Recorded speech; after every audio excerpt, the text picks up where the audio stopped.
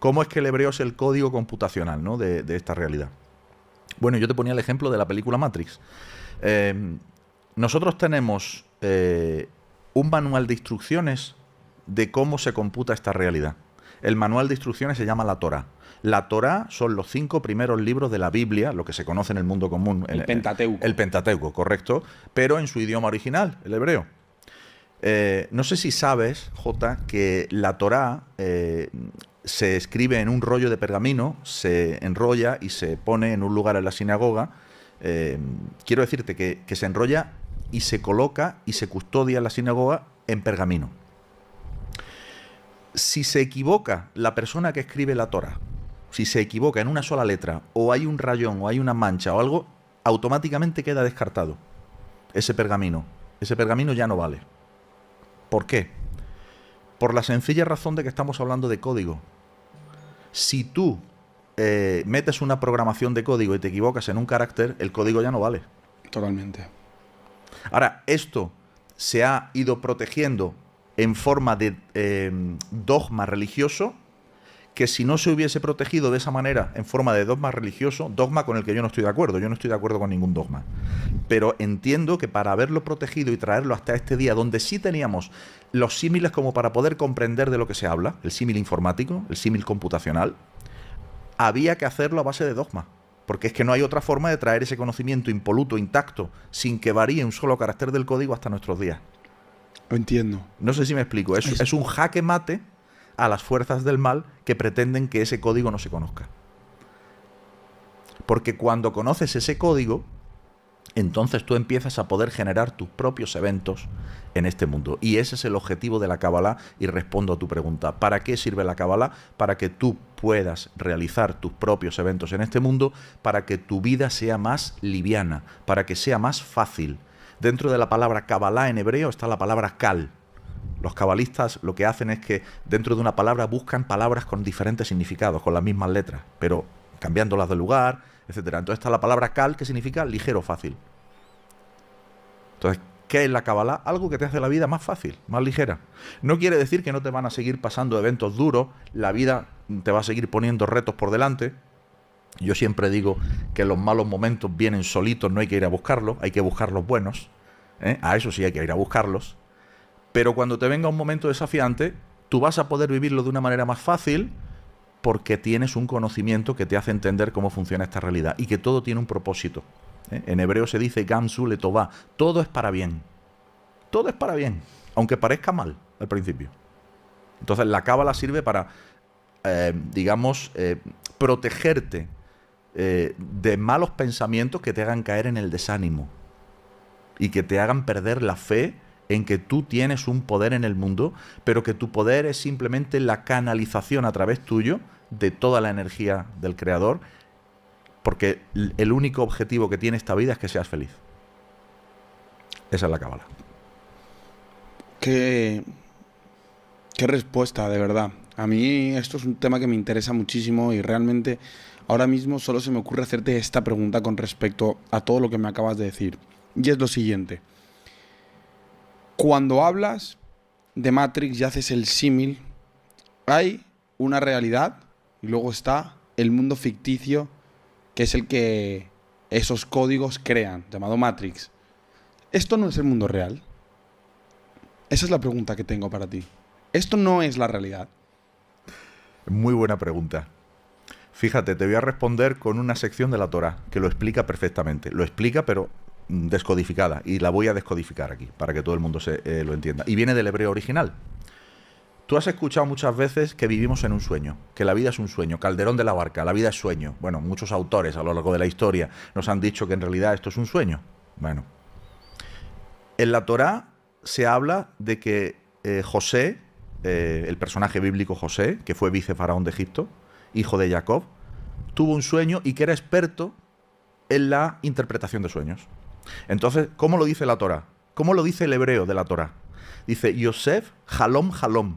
O sea, Yosef soñó un sueño. Yosef Halom, Yosef soñó, Halom, Halom, un sueño. Bueno, bastaría que dijera Yosef soñó, ¿no? O Yosef tuvo un sueño. No, no. Te dice, Yosef soñó un sueño, literal. ¿Para qué esa redundancia? La Torá no gasta palabras en vano. Y la respuesta es que es un código que significa que existe dentro del alma, Yosef simboliza el alma, y dentro del alma existe la capacidad de soñar, pero es que dentro del sueño existe otro sueño. Es decir, es una sucesión de sueños dentro de sueños. Respondiendo a tu pregunta, ¿este mundo es real? Tampoco lo es. No hay nada real. Todo es un sueño dentro de un sueño.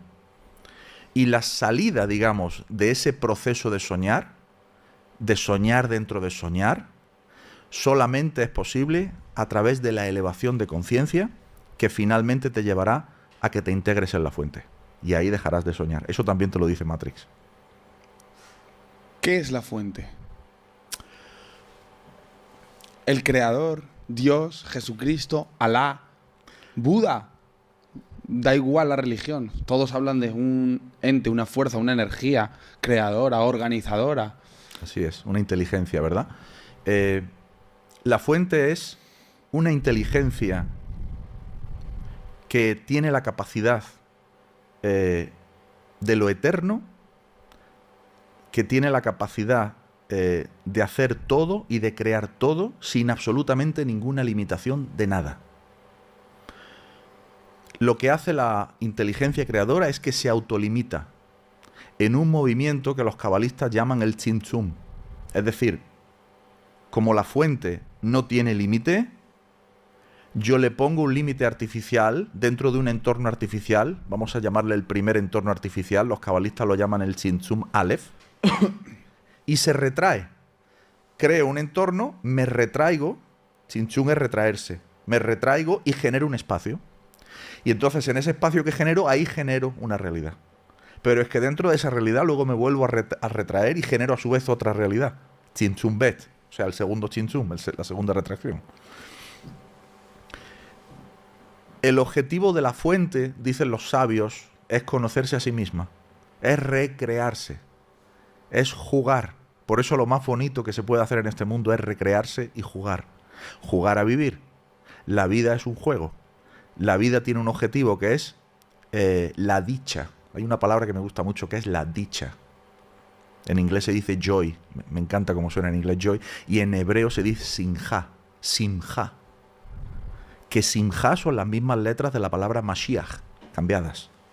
O sea que, ¿qué es Mashiach? ¿Qué es el Mesías? Es cuando encuentras tu simja, cuando encuentras tu estado de felicidad interior. No importa lo que pase en el exterior. ¿Por qué?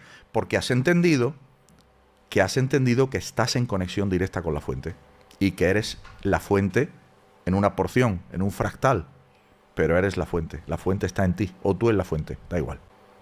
Entonces, ¿qué poder tienen los números, la numerología? ¿Qué poder tiene las letras hebreas el conocerlas? Porque has dicho antes que el conocimiento del código puede alterar tu realidad para bien. Quiero que me expliques un poquito eso. Las letras hebreas son 22 letras hebreas. O sea, el alfabeto hebreo son 22 letras hebreas. Ya tenemos ahí un número muy importante, el 22.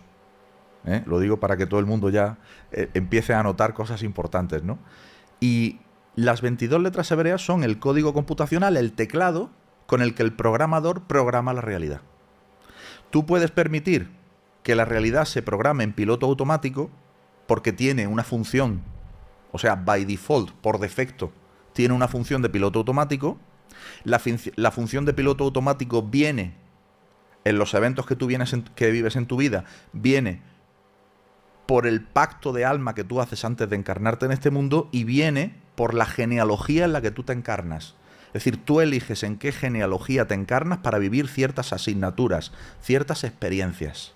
Eliges esa genealogía, no otra. Porque te va a proporcionar la avenida para poder tener esas experiencias, para poder rectificar tu alma.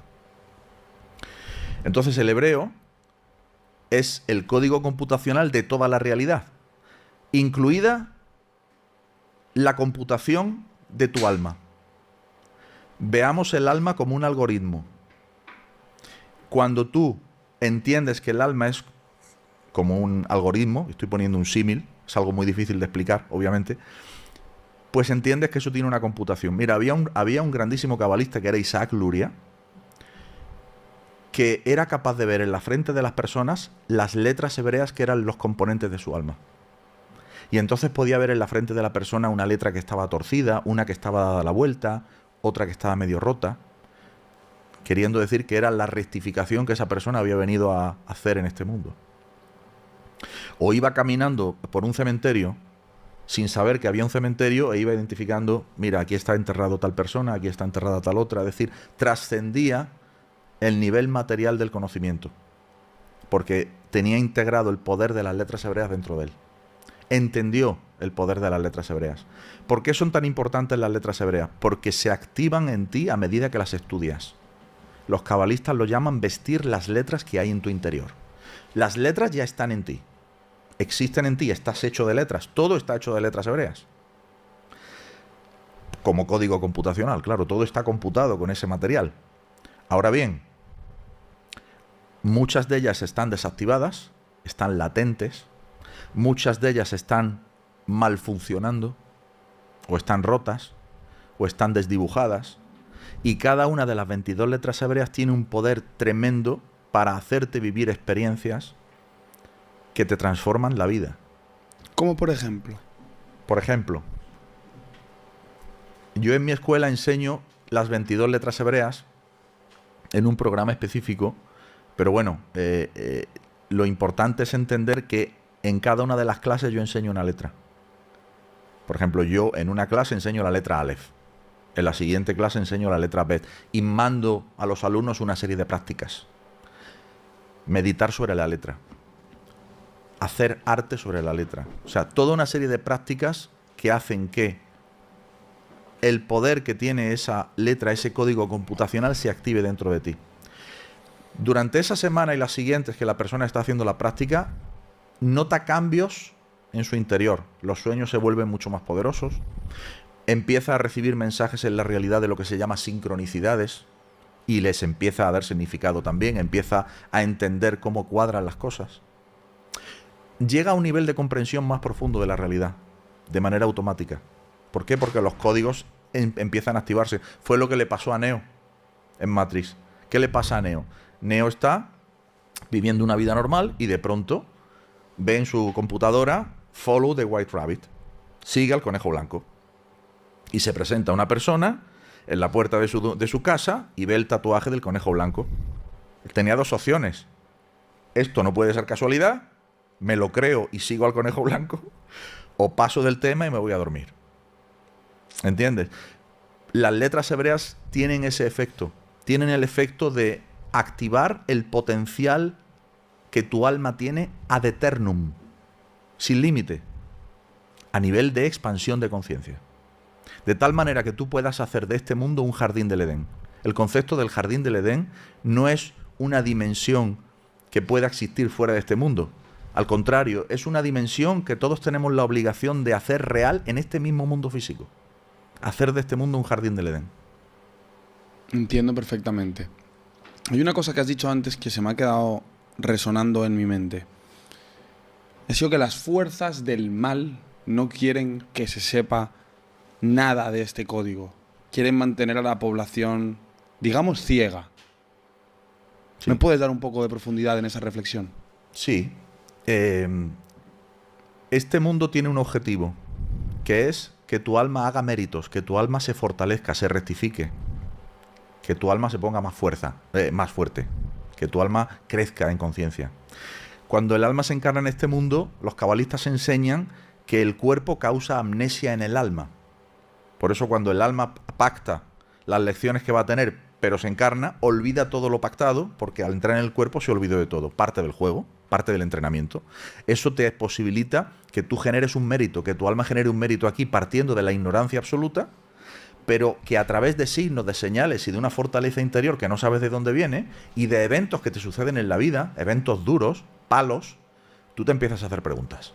Es lo que tú me decías fuera de cámara como preguntas genuinas, que son las preguntas auténticas, las que te surgen de dentro, ¿no? Pues esas preguntas surgen porque tu alma pugna por querer crecer, por querer iluminar tu vida. La iluminación es por causa del conocimiento. Cuando tú conoces más, entonces los Illuminati, ¿por qué se dice Illuminati? Illuminati es porque tienen conocimiento, por eso están iluminados.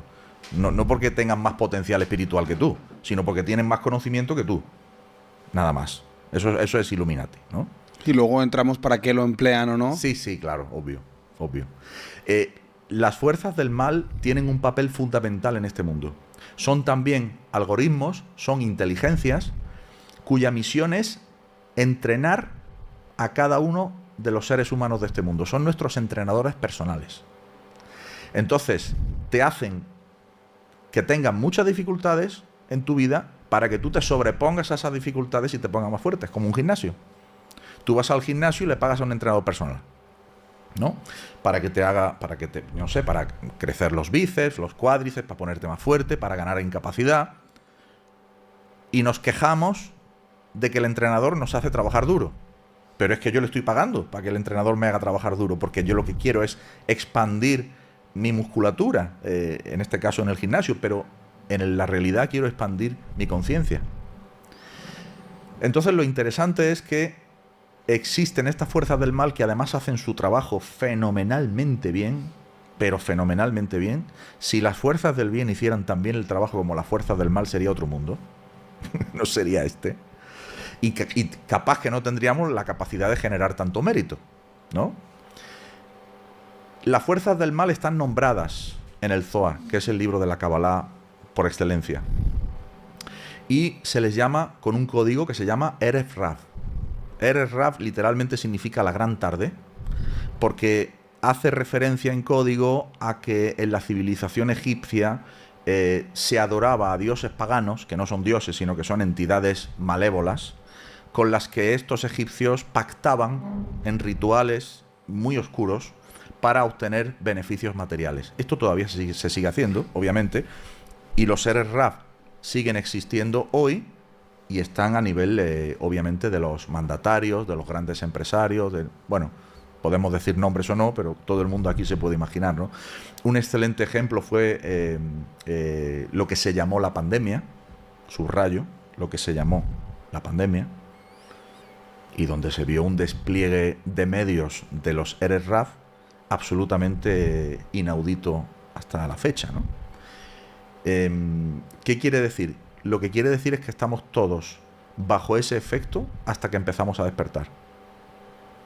Pero no podemos despertar si no es bajo ese efecto. ¿De qué efecto concreto hablas?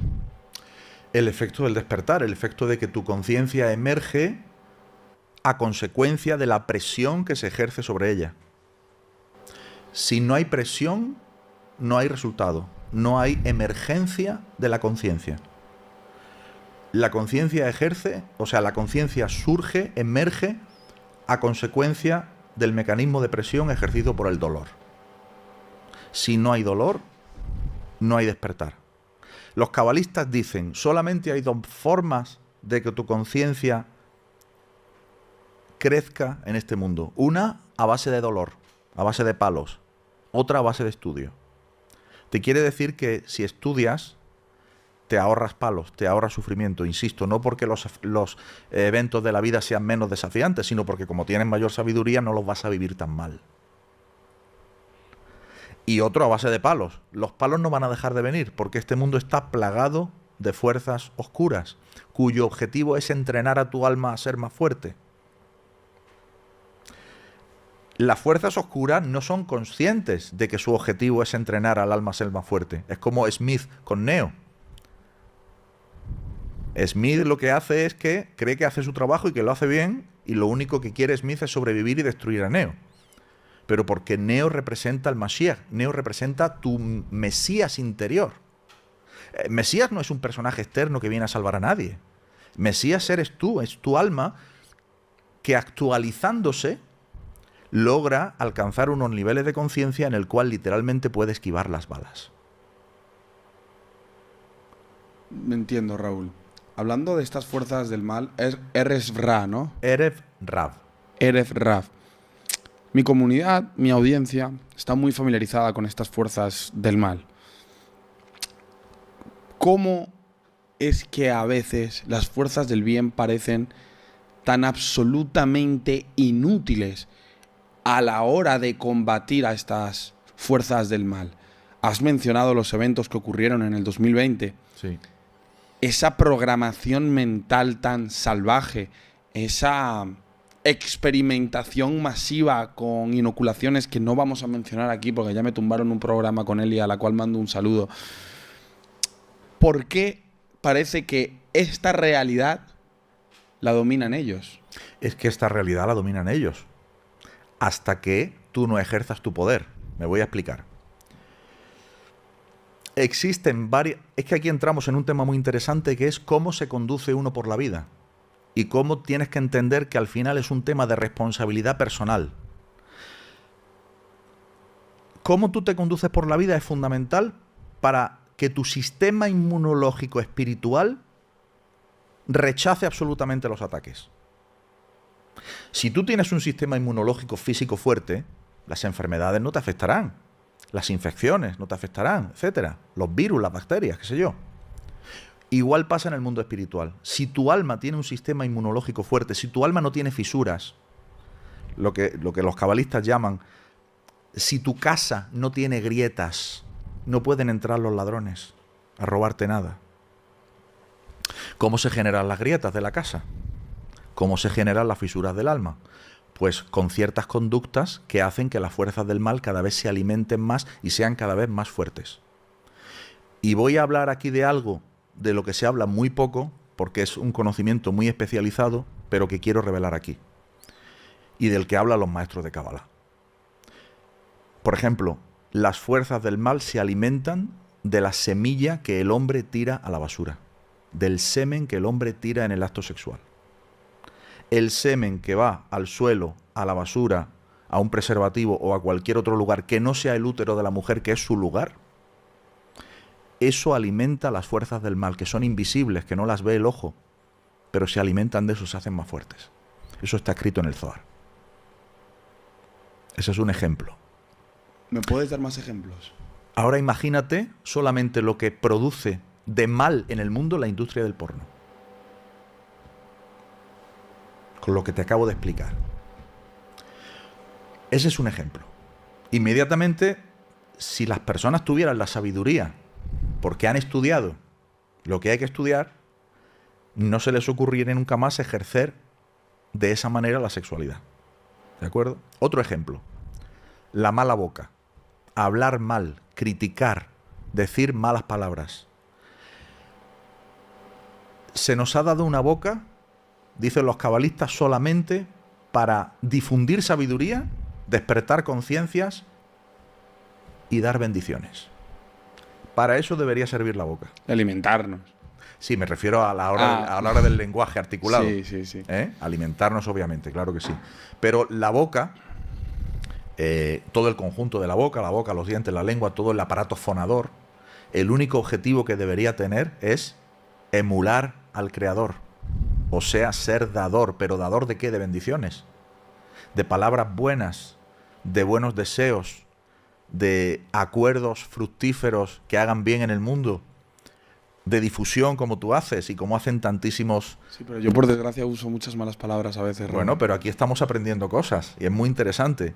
Porque a mí me pasaba igual, o sea, yo he tenido que ir educándome para que en mi vida solamente tenga bendiciones. Y te puedo asegurar que funciona. Desde que empiezas a ejercer la sexualidad de una manera correcta y entiendes el sentido... Soy consciente de ello. ¿Eres consciente? De eso sí. Y ejerces la sexualidad ya de una manera sagrada. Fíjate que una de las fuerzas del mal... Los Erev-Rav son cinco tipos. Uno de los tipos de Erev-Rav tienen como objetivo que no ejerzas una sexualidad sagrada. Es lo que se llaman aquellos que destruyeron el templo. El templo de Jerusalén se cuenta que en la historia que ha sido destruido 2 veces. Bueno, eso es una metáfora. El templo en realidad es el alma. Ese es el templo. El templo que fue destruido significa que el alma tiene fisuras. ¿Por qué? Porque ha sido cortocircuitada. ¿Por qué? Porque ha habido malas conductas. ¿Por qué las fuerzas del mal son infinitamente más poderosas que las fuerzas del bien aquí?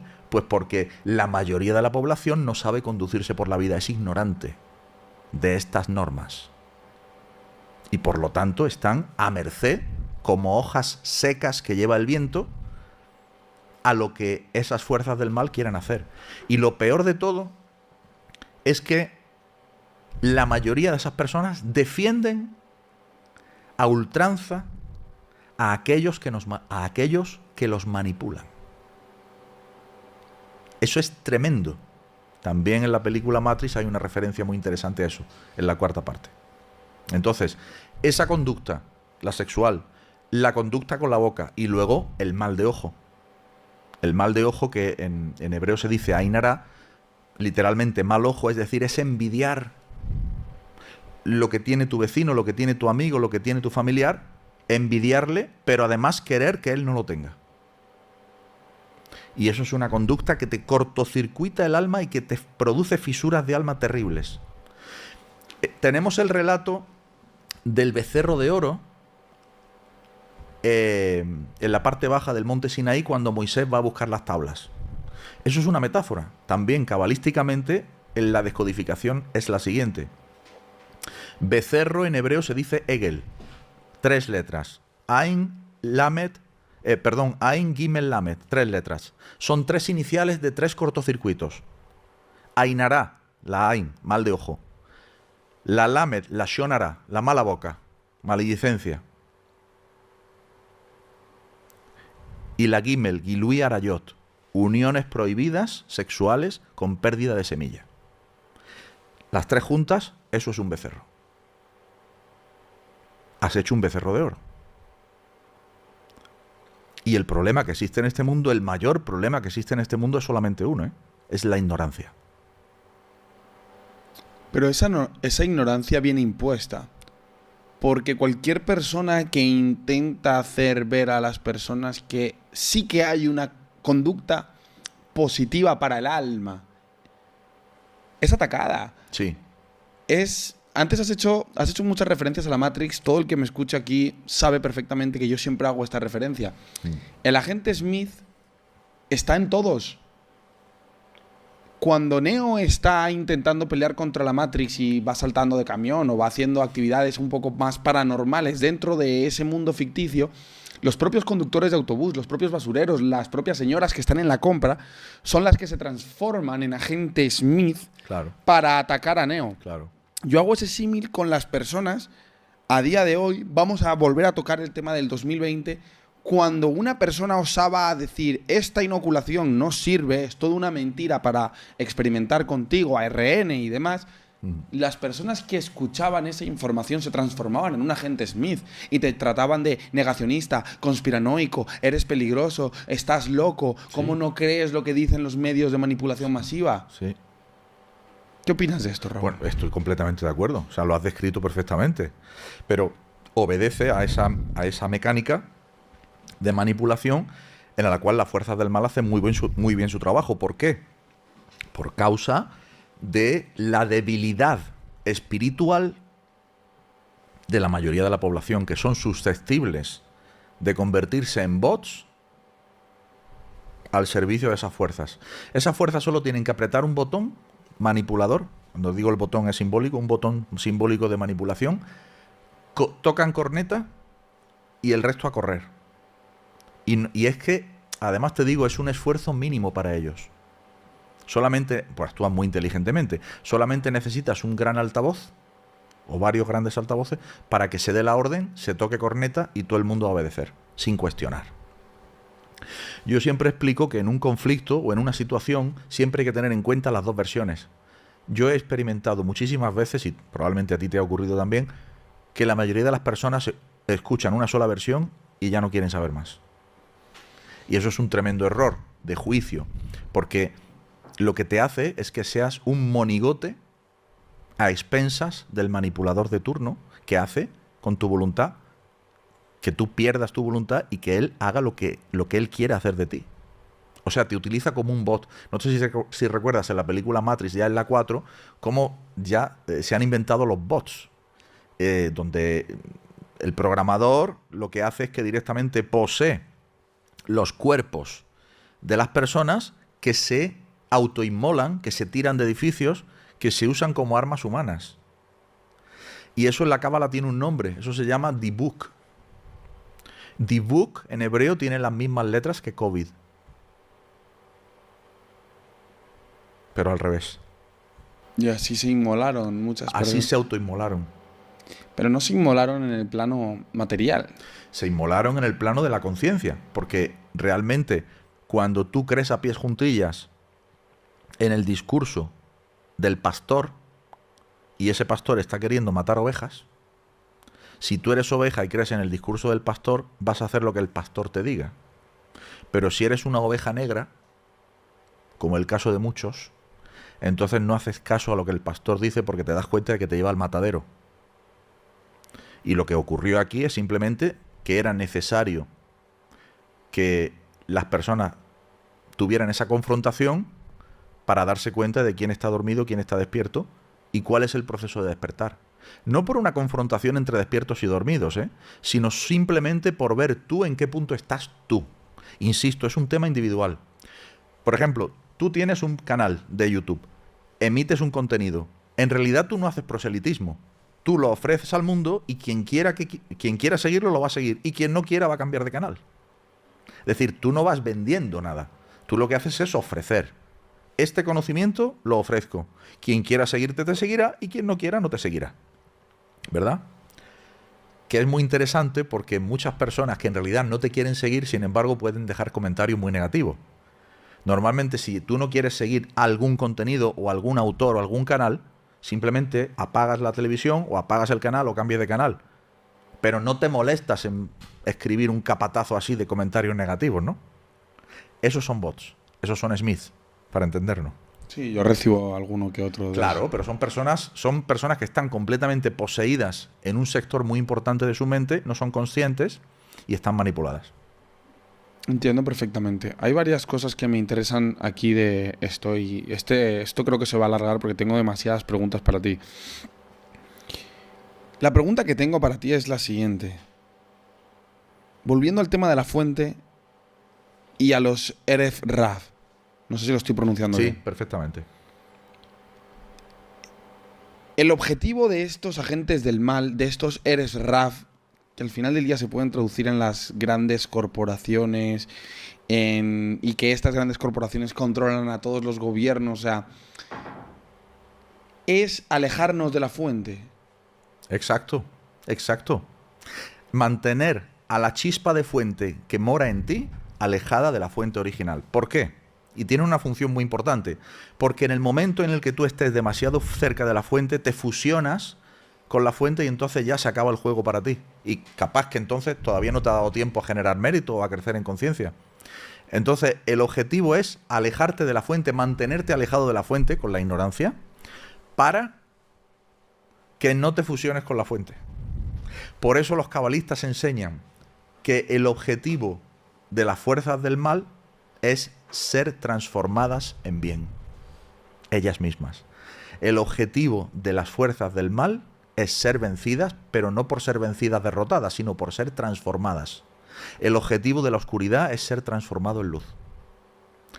Todas las fuerzas de la oscuridad, las 5 que son nombradas en el Zohar, tienen el único objetivo de ser transformadas en luz. ¿Cómo se puede lograr eso? Pues con la expansión de conciencia de cada una de las almas que están aquí encarnadas en este mundo, en esta época precisamente, no en anteriores épocas, en esta época. Tengo una pregunta. ¿Consideras que en otras épocas la gente tenía menos conocimiento de matemáticas, de ciencia, pero sí que estaba más cercana a la fuente? Desde luego, en los anteriores 6.000 años, no. Los cabalistas enseñan, y la Torá enseña, en el libro del Génesis, el primero, en Bereshit, que el mundo fue creado en 7 días. 6 días y el 7º descansó.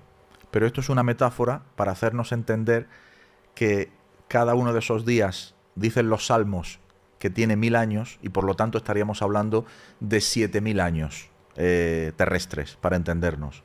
Ahora mismo estamos en el año 5700 y muchos, lo cual quiere decir, en el calendario judío, lo cual quiere decir que ya estamos lo que sería en el Shabbat, en el sábado, si cuentan los días, de esa creación. Estamos aproximándonos al final del juego. Y por eso es en esta época y no en otra donde se alcanza el mayor nivel de conciencia espiritual de toda la historia, y toda la historia son 6000 años y ni uno más. Eso es lo que dicen los cabalistas de este juego. Este O juego sea, tiene... los dinosaurios. Todo eso pertenece a ediciones anteriores del videojuego, de este juego. Pero sí existieron o no existieron. Existieron, pero es como, no sé si has visto la serie Westworld. No, no. Bueno, imagínate que hay un escenario en el que el programador ha dejado restos de programación anterior.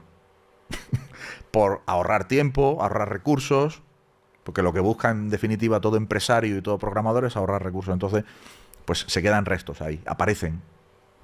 Pero el juego son 6.000 años y ni uno más. 6.000 años más 1.000 de Y paz. luego vuelve a empezar. Puede volver a empezar otro juego distinto, pero no este. ¿Cómo me explicas eso? Porque yo a mí eso me explota un poquito la cabeza, siendo sincero.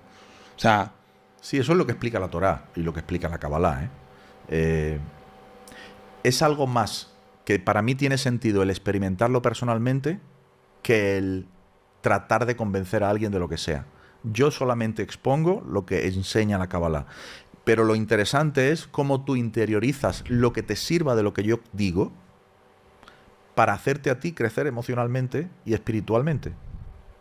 Yo siempre explico, no me creáis, experimentad.